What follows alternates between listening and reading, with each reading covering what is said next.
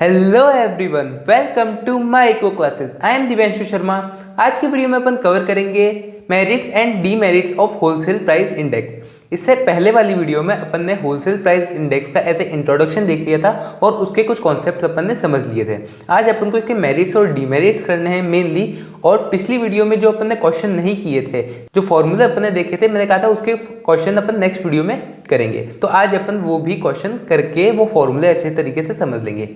तो अगर आपने इससे पहले वाली वीडियो नहीं देखी हो तो आप आई कार्ड पे जाके चेकआउट कर लेना, आपको वो वीडियो वहाँ पे मिल जाएगी। तो स्टार्ट करते हैं आज की वीडियो को।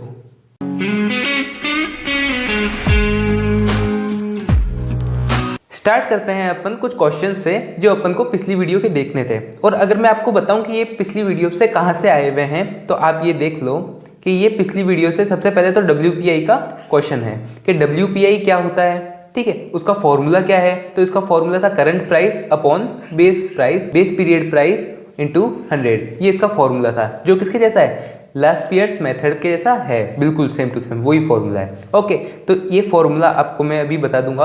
और दूसरा फॉर्मूले कौन कौन से है, indicator of rate of inflation के मतलब इंडिकेटर कौन से हैं, इन्फ्लेशन निकालने के इंडिकेटर दो बेस पे अपने देखे थे। एक देखा था वीकली बेस पे, एक देखा था ईयरली बेस पे। तो वीकली बेस का फॉर्मूला वो आज अपन करेंगे और करेंगे ईयरली बेस वाला फॉर्मूला, ठीक है।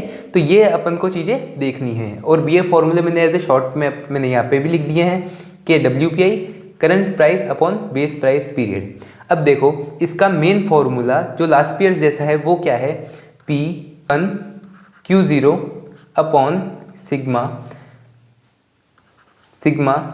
P0Q0 इंटू 100, ठीक है।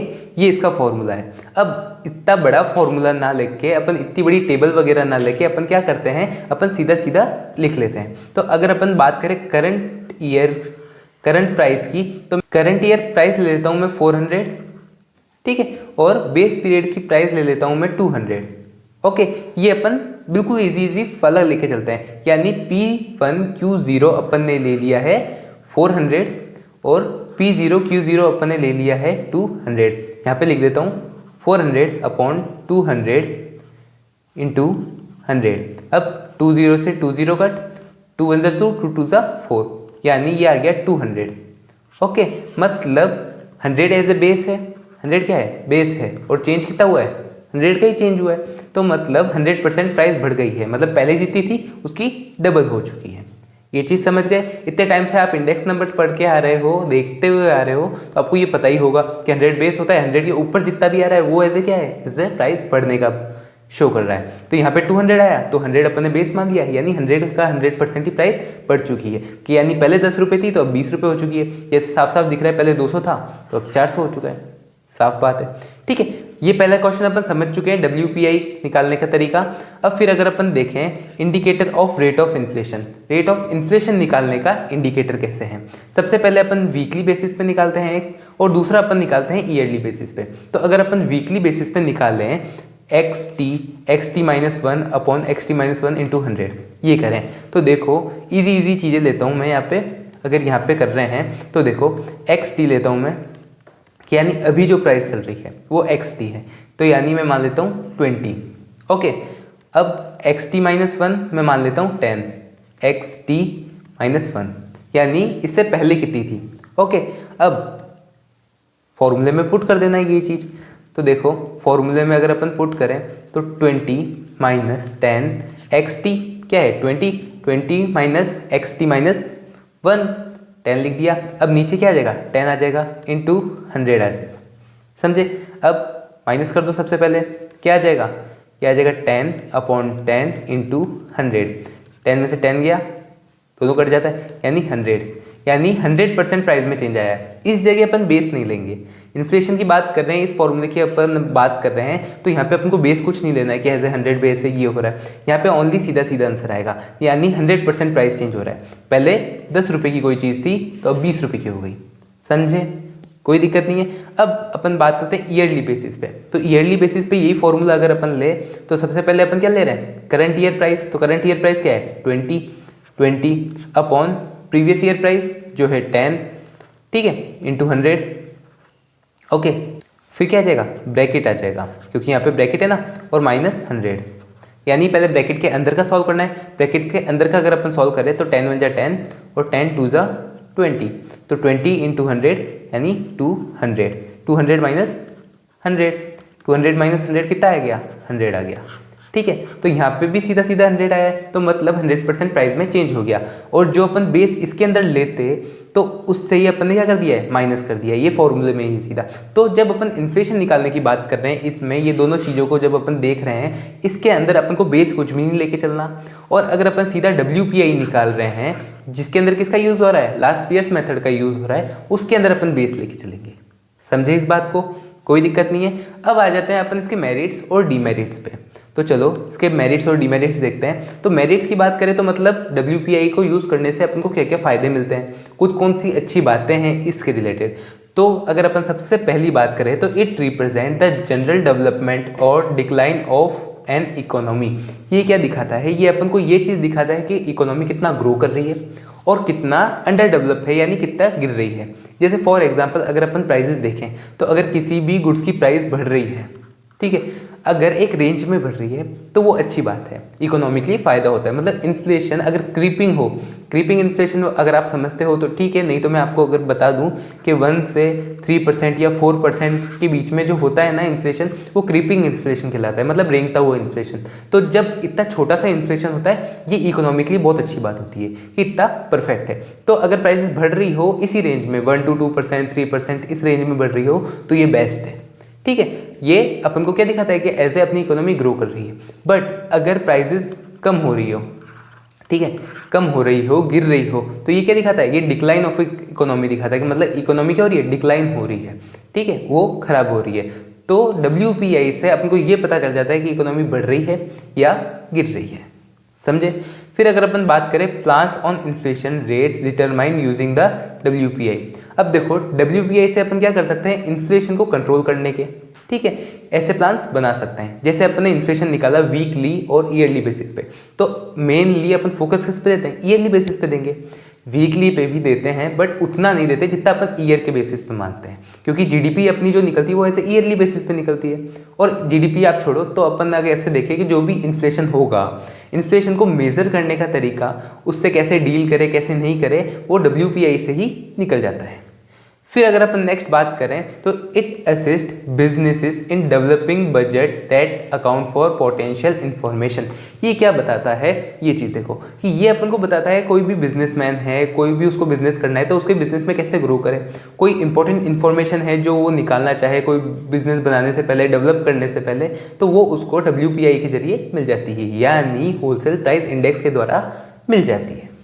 फिर अगर अपन बात करते हैं government use this to ensure unproductive sector and gain knowledge of different sector to compare their performance to other products. अब देखो गवर्नमेंट क्या करती है? ये क्या करती है? अनप्रोडक्टिव सेक्टर को डिटरमाइन करने के लिए, जानने के लिए करती है। तो जैसे ये इसको पता चल जाता है कि यहाँ अनप्रोडक्टिव सेक्टर है तो उसको देखती है क्या है क्या नहीं है। अब देख लिया उसको और अच्छा बना सकती है। अगर अच्छा नहीं बन सकता तो वो दूसरी चीज़ों से कंपेयर कर सकती है कि यार ये इतना कर रही है, दूसरी चीज़ें कैसे कर रही है, कैसी नहीं कर रही है, कैसा वर्क कर रही है। तो मतलब WPI ये जानने के लिए भी मदद करता है कि कौन सा प्रोडक्ट यानी कौन सा ऐसा सेक्टर है, कौन सा अनप्रोडक्टिव सेक्टर है जो लॉस कर रहा है, और लॉस कर रहा है तो उसको अच्छा बना दो, और नहीं बना सकते तो उसको बंद कर दो। और क्या कर सकते हैं WPI से कि एक कंपनी को यानी एक प्रोडक्ट को दूसरे प्रोडक्ट से कंपेयर कर सकते हैं, किसके बेसिस पे? उनकी परफॉर्मेंस के बेसिस पे। ओके, फिर अगर अपन नेक्स्ट चलते हैं, नेक्स्ट अपन को देखना है डीमेरिट्स। डीमेरिट्स क्या होते हैं? यानी उसके नुकसान इसको यूज़ करने के। सबसे पहली बात, इट इग्नोर सर्विस सेक्टर। सबसे इंपॉर्टेंट बात है कि ये सर्विस सेक्टर को इग्नोर कर देता है। अब देखो कोई भी प्रोडक्ट बनता है तो ऐसा तो है नहीं कि सिर्फ दो ही चीज़ों से बन जाएगा, कि उगेगा और उगने के बाद क्या करेगा? प्रोडक्शन होगा और प्रोडक्शन से सीधा मार्केट में आ जाएगा। ऐसा नहीं होता, बहुत सारे सर्विस सेक्टर भी इसमें इन्वॉल्व होते हैं।